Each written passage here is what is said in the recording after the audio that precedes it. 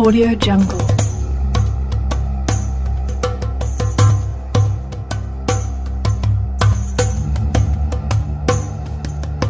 Audio Jungle.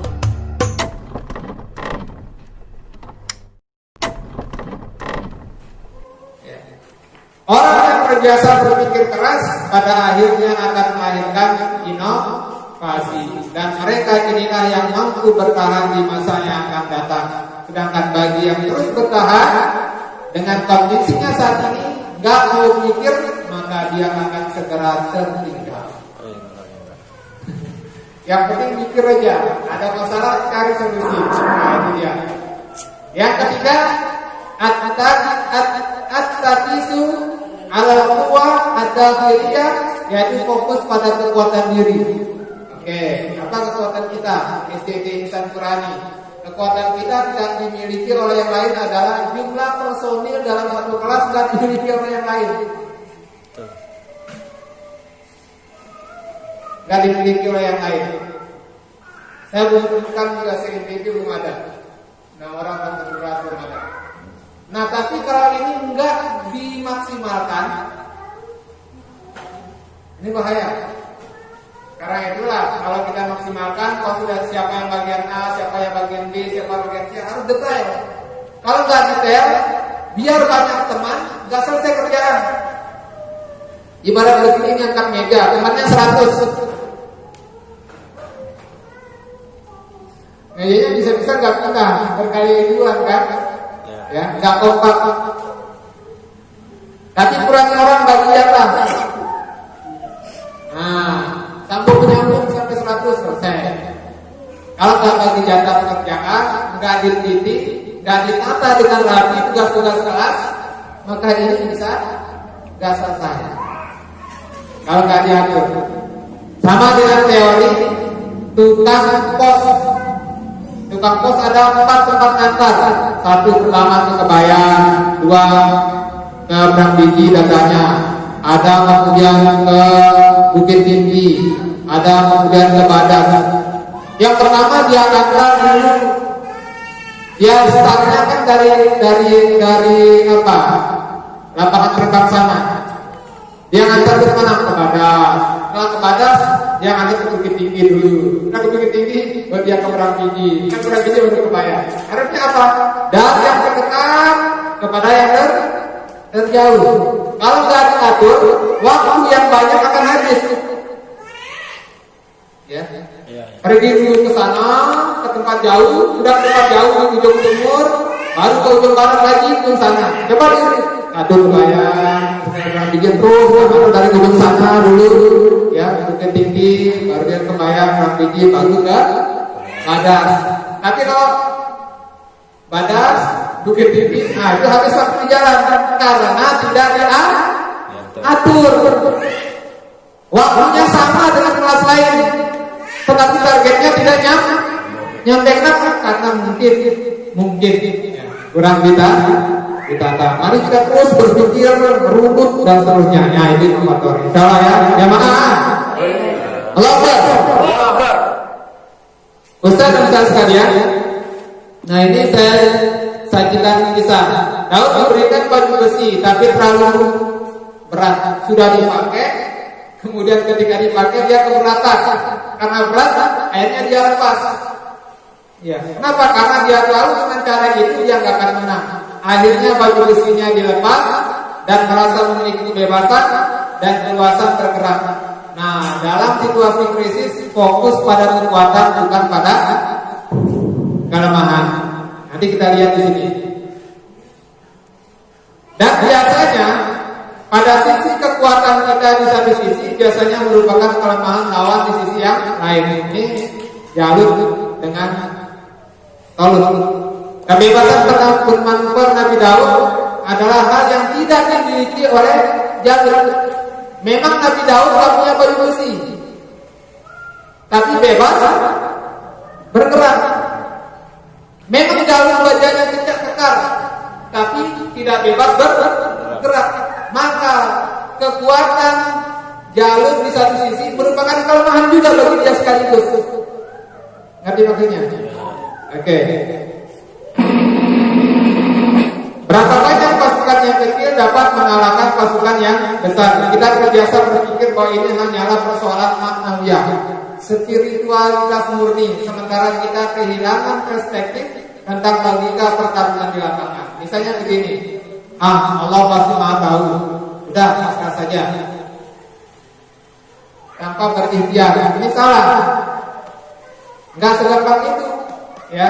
Jadi kita harus ada pengantar-pengantarnya. Oleh karena itu, ketika kita salah dalam menafsirkan dan menerapkan ayat seperti ini, kita datang dalam satu masalah dan menghadapinya dengan keluguan yang luar biasa. Allah pasti maha tahu lah, pasrah aja. Tanpa ada usaha. Tapi ingat rumus kita, ikhtiar kita harus 100%. Tawakal kita juga 100%. Itulah yang disebut dengan sukses. Apapun yang lahir dari 100% itulah kesuksesan kita. Terletak apakah bagaimana kita sempurnakan lagi terus, itu masalah lain. Yang penting kita maksimal dalam berbuat. Setelah maksimal, lalu kita berdoa banyak-banyak kepada Allah Subhanahu wa Ta'ala. Itulah kesuksesan. Yang keempat, fokuslah pada kelemahan lawan, karena kalau kita fokus pada kekuatan lawan, kita akan kekurangan keberanian dalam menghadapinya. Lawan kita ini corona. Kekuatannya apa corona? Kekuatannya dia cepat nyebar. Ya. Kalau kita pikir dia kuat nyebar, nah ini kita akan ada rasa ketakutan. Tapi kalau kita berpikir, meskipun dia kuat nyebar, tapi daya destruktifnya makin lama makin lemah. Ingat ya, makin lama makin lemah. Cepat nyebarnya, tapi daya rusaknya lama-lama makin berkurang. Dan dia hancur hanya dengan air biasa, apalagi tanpa dengan sabun, apalagi terus-menerus menjaga wudu. Nah itu kekuatan kita. Masker itu kekuatan kita. Hand sanitizer itu kekuatan kita. Tapi kalau orang berpikir, ngeri sekali, kita akan takut. Karena itu jangan berpikir tentang terlalu banyak itu membesarkan, tapi besarkan juga kelebihan-kelebihan kita.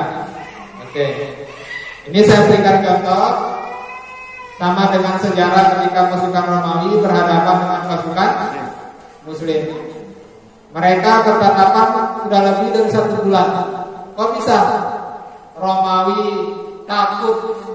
Ya, pasukan Muslim takut dengan orang Romawi. Kenapa? Karena orang Romawi jumlahnya banyak. Orang Romawi takut dengan orang Muslim, meskipun jumlah sedikit, tetapi dia nggak pernah punya sejarah kalah. Nggak pernah punya sejarah kalah Khalid bin Walid. Yang ini anggap sana banyak, takut bergerak. Yang banyak takut dengan yang sedikit karena nggak punya sejarah, meskipun sedikit, nggak pernah sejarah dia kalah.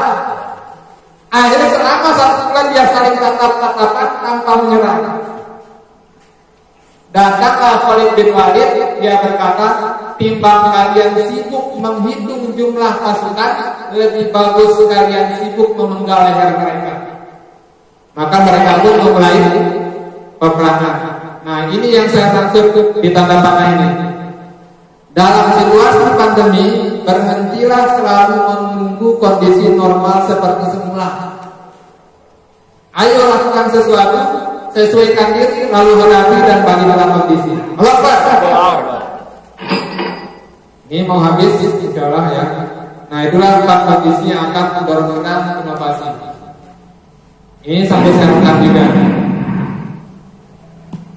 Nah ini saya masuk ke dunia internasional. Karena jangan kaget, agar kalian tahu gambaran ini akan berujung sampai mana. Inovasi seperti apa yang kita butuhkan dalam situasi seperti ini? Nah untuk menjawab itu, kita juga harus menjawab krisis ini akan berujung sampai mana. Mungkin kita sekarang tidak fokus bicara bahaya pandemi saja, tapi kita juga harus melihat bagaimana pandemi ini menciptakan arah baru sejarah kehidupan manusia. Ada sebagian pelajaran yang sudah terlihat, ada juga yang belum. Yang sudah terlihat adalah tentu melahirkan krisis ekonomi. Permintaan turun, sementara pembiayaan jalan terus. Karena itu kita semuanya punya masalah, yaitu banyaknya pinjaman tetapi tidak bisa dibayar karena tidak ada pendapatan. Alhamdulillah untuk krisis ini alhamdulillah bisa menerima secara relatif normal. Alhamdulillah. Ya bisa diklaim lah. Insya Allah teman-teman di yayasan itulah perjuangannya di balik layar. Kita kerja bareng ya sebagai tim ya. Cuman kita di divisi yang berbeda. Bisa saling bantu kan ya? Siap. Insya Allah. Jadi kami di belakang layar akan memperjuangkan terus itu, tidak akan ada gangguan bagi Anda. Itu tugas kami. Kemudian kita beri tugas di Anda. Ya mudah-mudahan insya Allah satu hari satu baris bisa. Allah Akbar. Ini saja kita bagi tugas. Jadi kalau kita nggak bagi tugas kayaknya ini nggak mudah. Ya, tapi insya Allah semampu dan semaksimal kita. Allah Akbar. Nah, karena itulah ada ratusan negara yang tak bisa bayar hutang dan sekarang sedang antri minta bantuan ke IMF. Sudah tahu ujungnya? Oke. Lanjut. Di satu sisi ada ketidakjelasan yang didorong oleh persoalan lain, yaitu ada kekuatan yang menggunakan situasi ini untuk mendapatkan keuntungan jangka pendek, jangka menengah, jangka panjang. Nah, kalau kita merujuk pada pertikaian antara AS dan Tiongkok, maka situasi ini akan digunakan untuk memperlemah lawan-lawannya satu sama lain. Itu pasti. Dan akan banyak kekuatan yang berkepentingan agar krisis ini berlangsung lebih lama.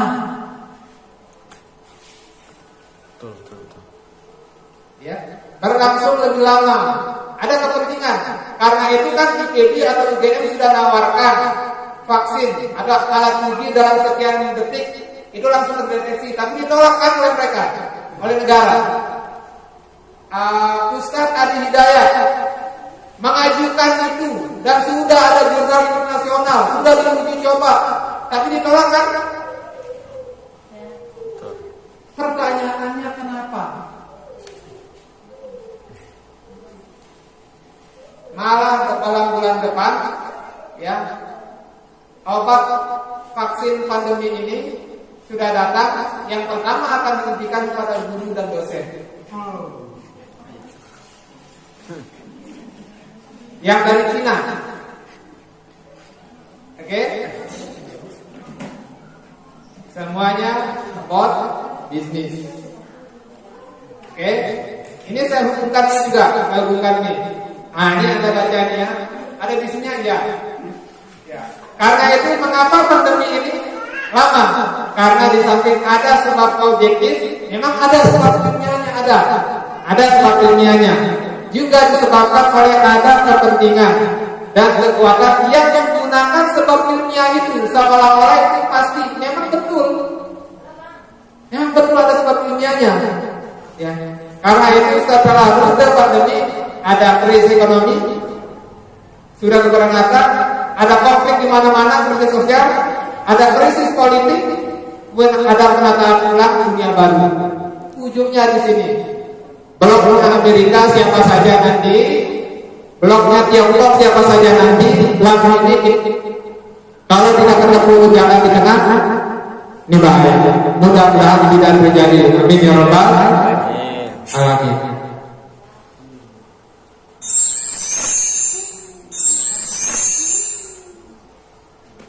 Nah ini saudara sekalian, ini saya lewati saja, langsung lewat saja. Saya lewati saja. Mari kita lakukan peregangan otak ini di kita, saya lewati. Kognitif, orang-orang yang berpikir sederhana atau tak mau mikir, maka mereka tak memiliki tempat dalam pertarungan ini. Karena itulah, karena kita belajar mengambil inspirasi dari Nabi Daud. Terakhir ini ya, kita mendapatkan kesimpulan bahwa para pemimpin itu memang selalu lahir di tengah krisis. Tantanganlah yang membangkitkan mereka, dan siapa yang berhasil melewati itulah pemimpin. Maka disinilah Nabi Daud muncul, dan kemunculannya tidak dengan sederhana. Ketapel adalah inovasi yang dipilih sesuai dengan kondisi saat itu. Jalur tubuhnya kekar, badannya kuat, senjatanya jalur kekar, tapi masih mainstream, masih umum digunakan saat itu. Sementara Daud alaihissalam badannya kecil, mustahil melawan raksasa, meskipun pakai baju besi itu malah memberatkan dan merepotkannya karena membatasi ruang gerak dan kebebasan bermanuver. Maka langkah yang dipilih adalah yang di luar dugaan, yaitu menggunakan senjata anti-mainstream pertempuran jarak jauh dengan senjata jarak jauh. Itulah inovasi, itulah cara berpikir kritis keluar dari pola dan cara yang lama yang tidak pernah terpikirkan oleh banyak orang. Saya kira demikian, insyaallah mudah-mudahan bermanfaat. Assalamualaikum warahmatullahi wabarakatuh.